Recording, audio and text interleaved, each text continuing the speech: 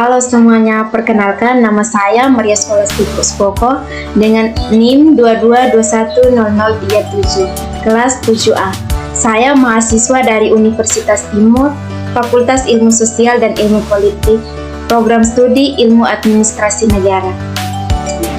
Baik, di sini saya akan meresum buku dengan judul Komunikasi Pembangunan dan Perubahan Sosial dengan penulis Haji Rohajat Harun, Insinyur MED, PhD, dan Dr. Elvinaro Ardianto, Doktorandus MSI. Bab 1 tentang pengertian komunikasi dan pembangunan. A. Pengertian komunikasi. Komunikasi diartikan dalam buku ini sebagai proses penyampaian informasi, ide, atau pesan antara individu atau kelompok dengan tujuan untuk mencapai pemahaman yang sama. Harun dan Ardianto menguraikan komunikasi tidak hanya sebagai alat untuk menyampaikan informasi, tetapi juga sebagai proses interaktif yang melibatkan penerima dan pengirim pesan. Secara timbal balik, komunikasi dalam konteks pembangunan tidak terbatas pada aspek verbal atau tulisan, tetapi mencakup seluruh bentuk interaksi sosial yang dapat memperkuat pemahaman dan kerjasama antara pihak yang terlibat. Penulis menekankan pentingnya komunikasi yang efektif dalam mengatasi tantangan sosial dan menciptakan perubahan yang diinginkan dalam masyarakat. B. Pengertian pembangunan. Pembangunan didefinisikan sebagai proses perubahan yang direncanakan dan terorganisir untuk meningkatkan kesejahteraan sosial, ekonomi, dan lingkungan masyarakat. Pembangunan ini tidak hanya berbicara soal aspek fisik atau material, tetapi juga mencakup perubahan dalam struktur sosial, nilai, dan budaya. Harun dan Ardianto menggarisbawahi bahwa pembangunan bukanlah hanya suatu proses teknis, tetapi juga membutuhkan komunikasi yang memadai antara pemerintah, masyarakat, dan semua pemangku kepentingan lainnya. Pembangunan yang sukses memerlukan kesadaran kolektif dan partisipasi aktif dari semua elemen masyarakat yang bisa tercapai melalui komunikasi yang terbuka dan partisipatif. C. Hubungan antara komunikasi dan pembangunan. Hubungan antara komunikasi dan pembangunan dijelaskan dengan sangat jelas.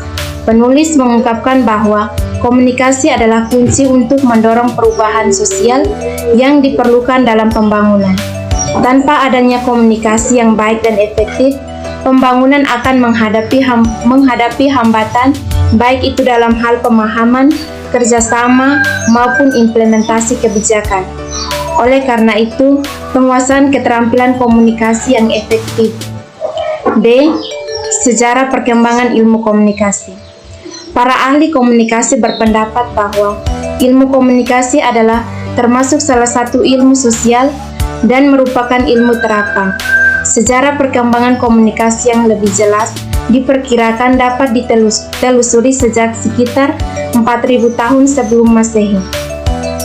Sejak zaman itu hingga sekarang, menurut Roger, sejarah perkembangan komunikasi dapat dibagi dalam 4 era perubahan.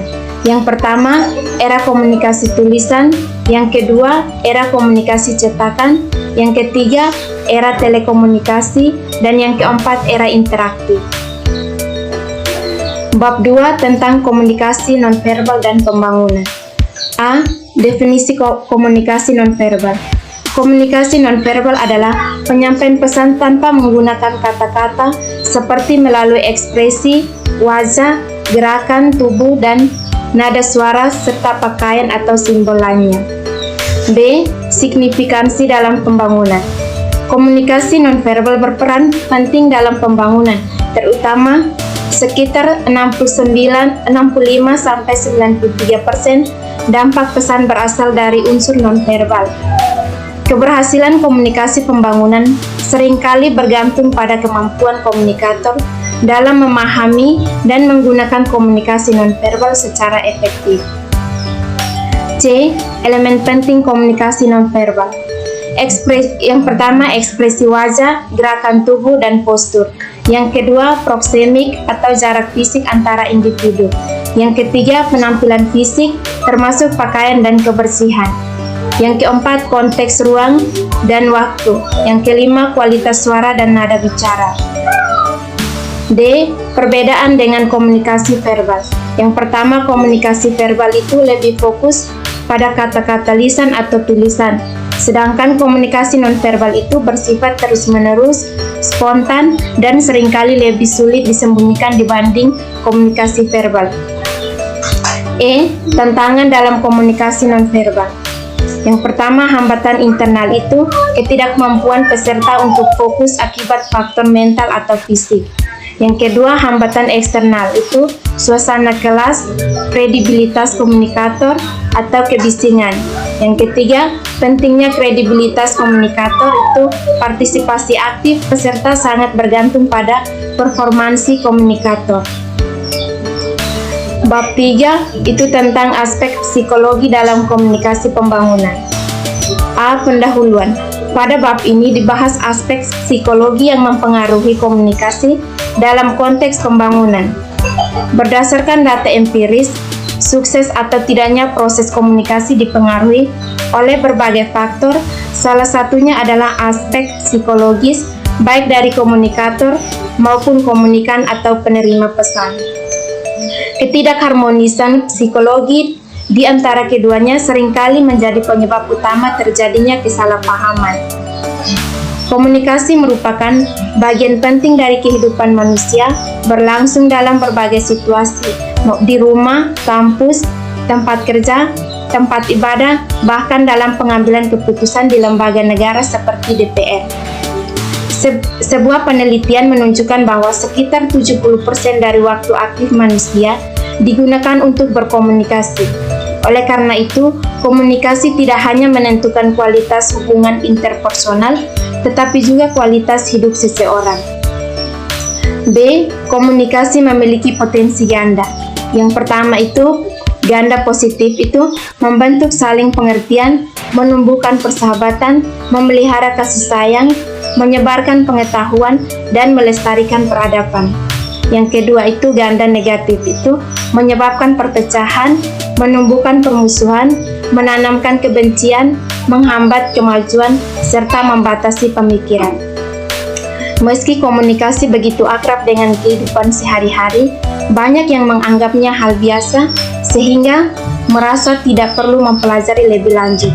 Padahal, memperbaiki komunikasi dapat meningkatkan kualitas hubungan dan kehidupan.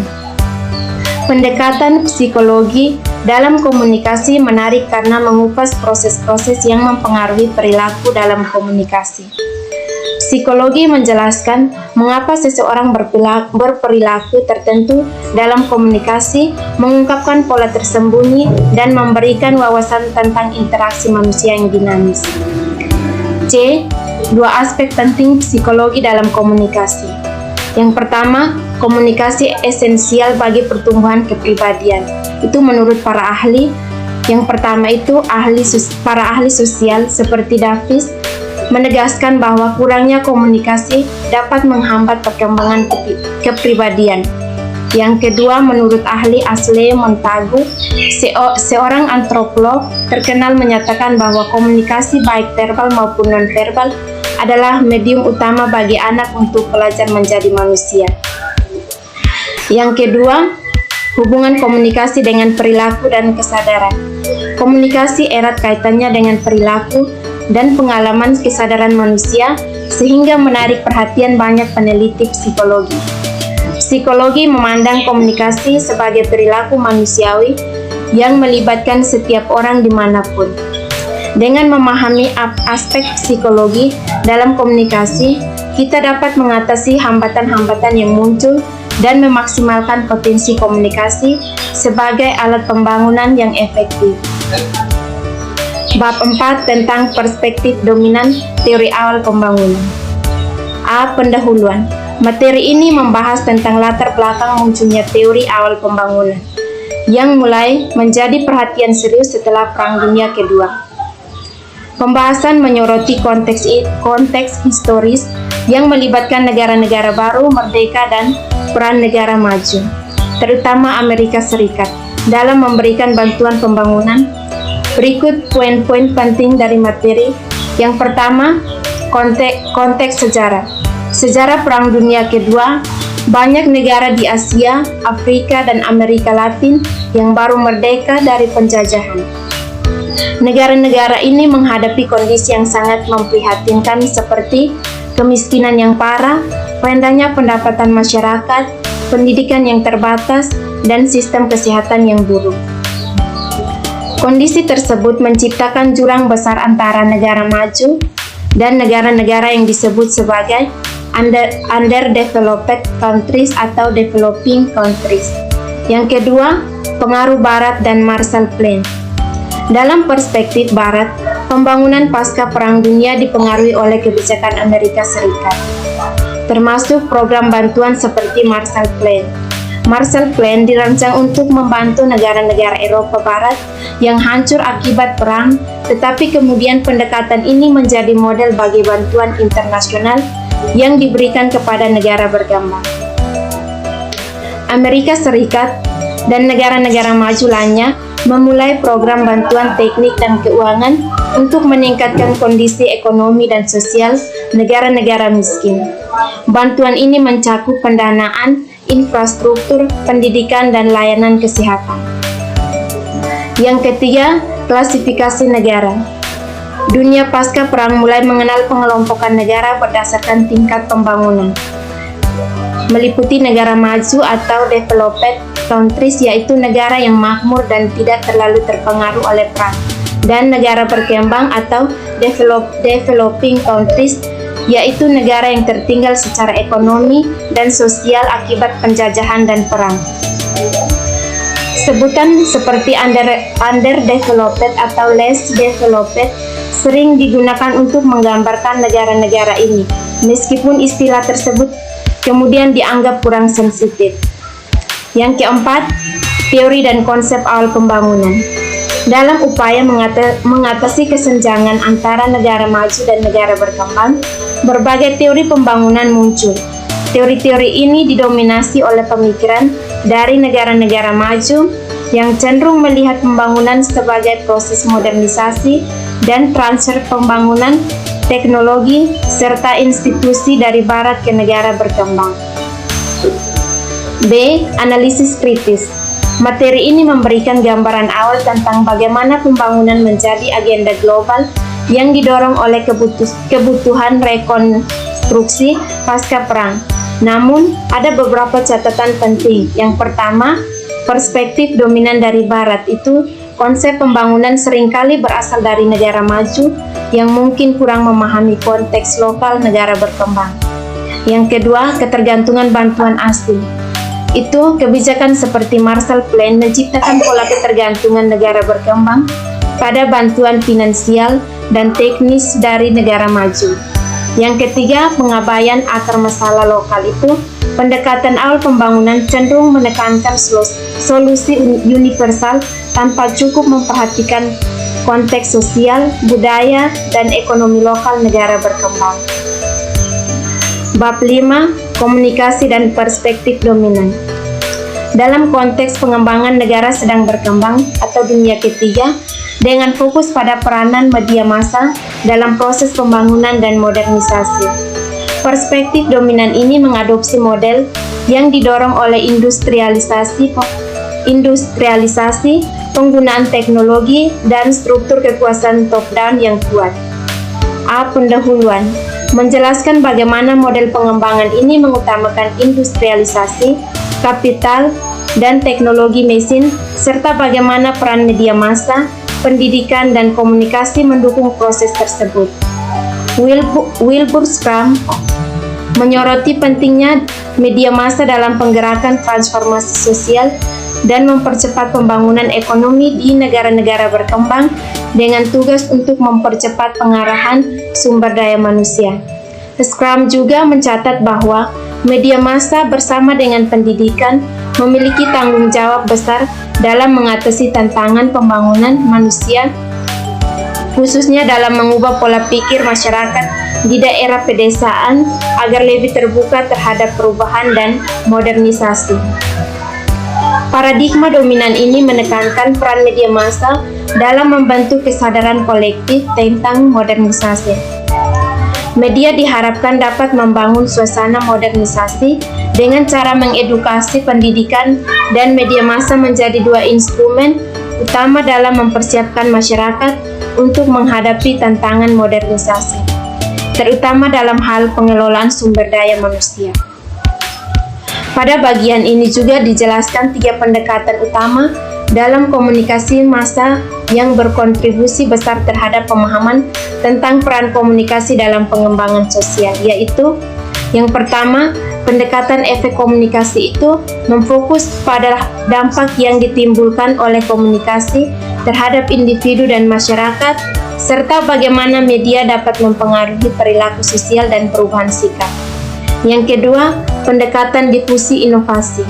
Menyoroti bagaimana ide-ide dan teknologi baru menyebar dalam masyarakat, serta bagaimana media dapat mempercepat proses adopsi inovasi di kalangan individu atau kelompok.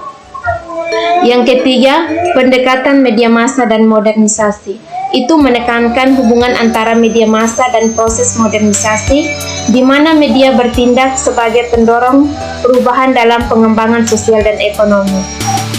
Secara keseluruhan, bab ini menggarisbawahi pentingnya komunikasi dalam membentuk fondasi sosial dan ilmiah dari teori dan praktik pengembangan di negara-negara berkembang, serta peran media massa dalam proses tersebut. Bab 6. Kritik terhadap perspektif dominan. Dalam teori pembangunan yang berkembang pada tahun 1960-an, buku Mass Media and National Development karya Wilbur Schramm yang diterbitkan pada tahun 1964 dianggap sebagai salah satu karya yang paling berpengaruh dalam bidang komunikasi dan pembangunan pada masa itu. Schramm mengkritik pandangan yang sangat mengandalkan laju pertumbuhan ekonomi sebagai ukuran utama pembangunan. Suatu pandangan pada masa itu dianggap sah dan tidak banyak dipertanyakan. Konsep pembangunan yang dominan pada periode itu dipengaruhi oleh beberapa faktor historis dan akademis seperti revolusi industri di Eropa dan Amerika Serikat, penjajahan di negara-negara berkembang, serta filsafat ekonomi kapitalistik. Konsep ini menekankan pada industrialisasi, penggunaan teknologi pada modal, serta pertumbuhan ekonomi sebagai indikator utama pembangunan. Sebagai contoh, negara-negara berkembang dianjurkan untuk mengikuti jalur industrialisasi yang dimulai dengan proyek-proyek besar seperti pabrik baja dan bendungan pembangkit tenaga listrik. Selain itu, teori ini memandang manusia sebagai individu yang rasional dan ekonomis yang akan merespon perubahan ekonomi dengan motif keuntungan yang diharapkan dapat mendorong pembangunan. Namun, kritik utama terhadap pandangan ini adalah kecenderungannya untuk mengukur pembangunan hanya melalui indikator kuantitatif seperti produk domestik bruto atau PDB dan pendapatan per kapita yang tidak menghitungkan kualitas hidup, keadilan sosial, atau aspek-aspek non-material lainnya. Pada dasawarsa 1950-an dan 1960-an, pembangunan seringkali dilakukan dengan prioritas pada pertumbuhan ekonomi, terlebih dahulu diikuti dengan pemerataan hasilnya. Teori menetes ke bawah menyatakan bahwa apabila sektor-sektor utama ekonomi berkembang, maka keuntungan akan menetes ke sektor yang lebih kecil. Namun, kritik terhadap model ini muncul pada 1970-an ketika perhatian mulai beralih pada pemerataan pembangunan dengan semakin diperhitungkan ketimpangan sosial dan ekonomi seperti yang tercermin dalam indeks Gini dan tingkat pengangguran. Secara keseluruhan, bab ini mengajak pembaca untuk merefleksi keterbatasan perspektif dominan tentang pembangunan yang lebih baik, mengutamakan angka-angka dan hasil ekonomi jangka pendek, dan untuk mempertimbangkan pendekatan yang lebih manusiawi dan berfokus pada kesejahteraan sosial serta pemerataan hasil pembangunan. Bab 7 tentang ruang lingkup, tujuan, prinsip, strategi, dan fungsi komunikasi pembangunan. A. Pendahuluan. Komunikasi sangat penting dalam perubahan sosial, meski bukan penggerak utama. Perubahan struktural membutuhkan koordinasi masyarakat yang melibatkan pertukaran pandangan, memiliki peran penting dalam mengawasi dan mempengaruhi pandangan mental masyarakat yang pada gilirannya dapat mendorong perubahan sosial. Penting untuk menyadari bahwa pengendalian media oleh pihak tertentu dapat mempengaruhi arah perubahan sosial. Yang pertama, bentuk komunikasi. Komunikasi dibagi menjadi beberapa kategori. Yang pertama, komunikasi personal, yaitu interpersonal atau dalam diri sendiri dan antar pribadi atau antar individu. Yang kedua, komunikasi kelompok, seperti terdiri dari komunikasi kelompok kecil, itu seperti ceramah, diskusi, simposium, forum, dan seminar. Dan komunikasi kelompok besar itu seperti rapat besar atau ceramah di lapangan terbuka.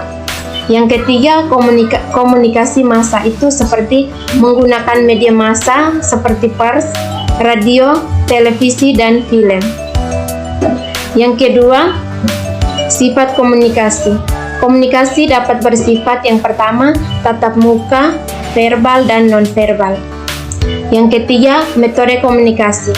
Metode komunikasi itu mencakup beberapa bagian, yaitu jurnalistik, yaitu baik cetak, elektronik, atau radio, televisi, dan lainnya. Yang kedua, hubungan masyarakat. Yang ketiga, periklanan. Yang keempat, pameran. Yang kelima, publisitas. Yang keenam, perang urat saraf. Dan yang terakhir, penerangan. Yang keempat, teknik komunikasi. Terdapat berbagai teknik komunikasi. Yang pertama, informatif, itu seperti menyampaikan informasi. Yang kedua, persuasif, itu seperti mempengaruhi audiens untuk mengubah pendapatan atau sikap. Yang ketiga, instruktif atau koersif, itu seperti memberikan instruksi atau memaksa perubahan perilaku. Yang keempat, hubungan manusiawi atau human relation, itu seperti membangun hubungan yang baik. Yang kelima, tujuan komunikasi. Komunikasi bertujuan untuk dapat merubah perubahan sikap, perubahan pendapat, perubahan perilaku, dan perubahan sosial. Yang keenam, model komunikasi. Model komunikasi ini terbagi menjadi beberapa. Yang pertama, satu tahap atau one step flow communication, itu seperti proses komunikasi langsung. Yang kedua, dua tahap atau two step flow communication, itu seperti informasi disebarkan melalui opinion leaders. Yang ketiga, multi tahap atau multi step flow communication, itu seperti informasi yang mengalir melalui banyak tahap dan berbagai pihak. Yang ketujuh, bidang komunikasi. Beberapa bidang komunikasi itu meliputi komunikasi sosial, seperti mencakup interaksi dalam masyarakat. Yang kedua, komunikasi manajemen atau organisasi, itu fokus pada komunikasi di dalam organisasi.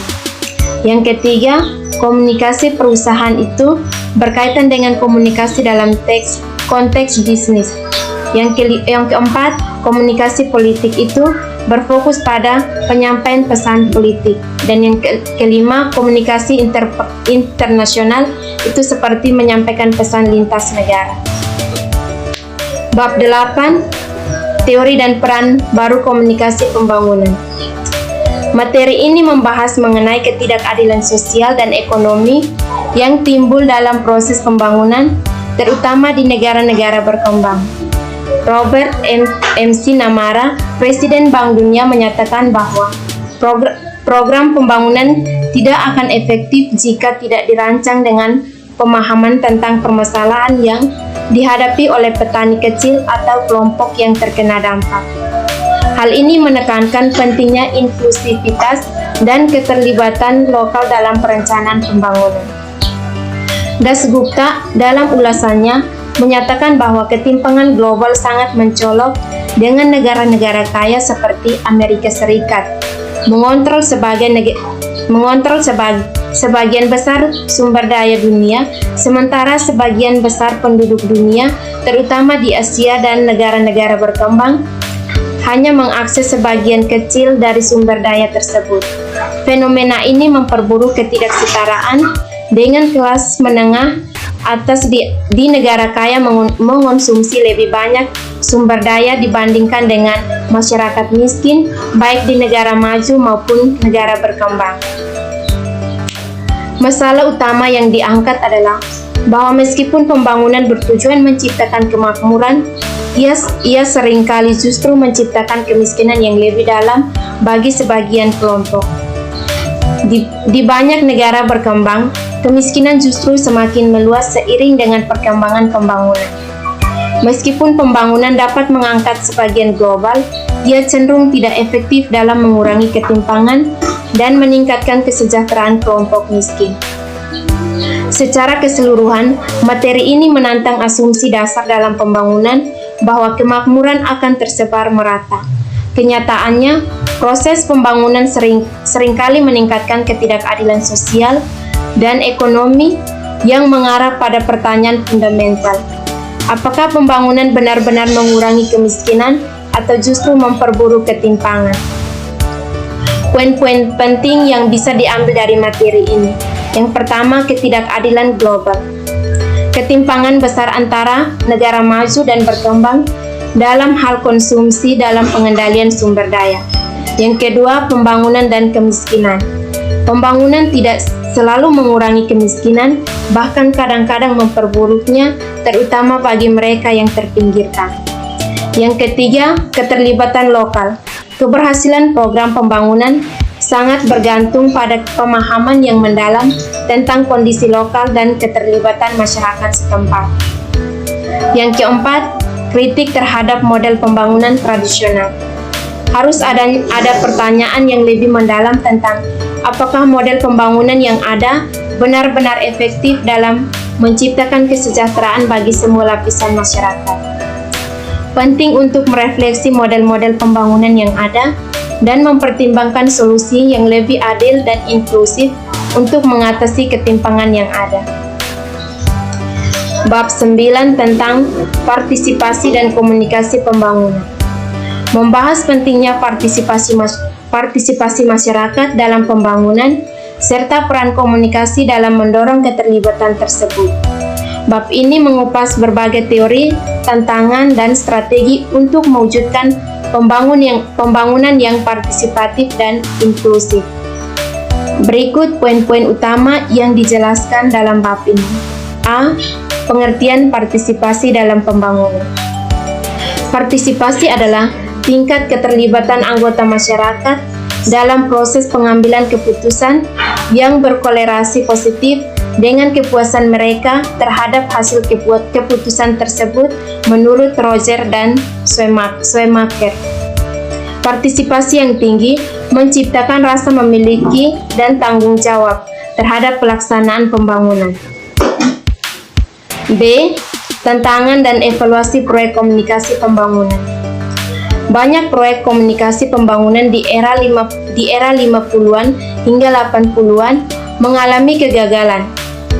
Salah satu alasan utama adalah asumsi bahwa penyebaran informasi saja cukup untuk mengatasi masalah pembangunan tanpa mempertimbangkan ketimpangan struktural dan kebutuhan nyata masyarakat. C. Hambatan lain termasuk yang pertama, sistem penyampaian informasi yang tidak efektif. Yang kedua, kurangnya akses ke sumber daya finansial dan materi bagi masyarakat miskin. Yang ketiga, infrastruktur yang tidak memadai di daerah pedesaan. Yang keempat, minimnya partisipasi masyarakat dalam perencanaan dan implementasi pembangunan. D. Tujuan pembangunan yang berkelanjutan. Pembangunan bertujuan meningkatkan kualitas hidup masyarakat, terutama di pedesaan, melalui sasaran-sasaran seperti peningkatan pendapatan, perbaikan kesehatan, dan penguatan kapasitas masyarakat untuk mandiri. E. Pendekatan partisipasi dalam komunikasi. Yang pertama, partisipasi harus dioperasionalisasi dalam proyek pembangunan dengan mengutamakan pendekatan dialogis dan berbasis kebutuhan masyarakat lokal. Yang kedua, konsep development support communication atau DSC diperkenalkan untuk menjembatani kesenjangan komunikasi dan memastikan bahwa informasi yang disampaikan relevan dengan konteks masyarakat. F. Media partisipatori. Bab ini menyoroti pentingnya menggunakan media yang partisipatori seperti forum dialogis dan teknologi baru untuk memberdayakan masyarakat dan meningkatkan efektivitas komunikasi pembangunan. Bab 10 tentang perubahan sosial dan pembangunan desa mulai dari belakang. Membahas konsep pembangunan desa yang berfokus pada pendekatan bottom up atau dari bawah. Pendekatan ini mengutamakan kebutuhan, aspirasi, dan partisipasi masyarakat akar rumput dibandingkan dengan pendekatan tradisional atau top down yang seringkali tidak sesuai dengan kebutuhan masyarakat lokal. Berikut adalah poin-poin utama yang dibahas. A. Pendahuluan. Pendekatan pembangunan dari bawah dianggap sebagai alternatif dari pendekatan dari atas yang cenderung birokratis dan kurang responsif terhadap kondisi masyarakat. Istilah pembangunan dari bawah sering menjadi perdebatan karena dianggap berkonotasi revolusioner atau sosialis, tetapi sebenarnya mengacu pada perencanaan partisipatif yang melibatkan masyarakat dalam proses pembangunan. B. Perubahan sosial. Perubahan sosial mencakup transformasi dalam pola pikir, struktur sosial, dan kebijakan pembangunan yang lebih inklusif dan memberdayakan masyarakat lokal. Golongan profesional atau peneliti, cendekiawan, birokrat, dan aktivis memiliki peran penting dalam mendukung perubahan ini, tetapi mereka harus sadar bahwa mereka seringkali menjadi orang luar atau outsider dengan hambatan budaya dan struktural. C. Pembangunan desa mulai dari belakang. Menurut buku Robert Chambers, pembangunan desa mulai dari belakang menjadi dasar pembahasan bab ini. Buku tersebut menyoroti pentingnya memahami perspektif masyarakat desa dan mengutamakan kebutuhan mereka dalam proses pembangunan.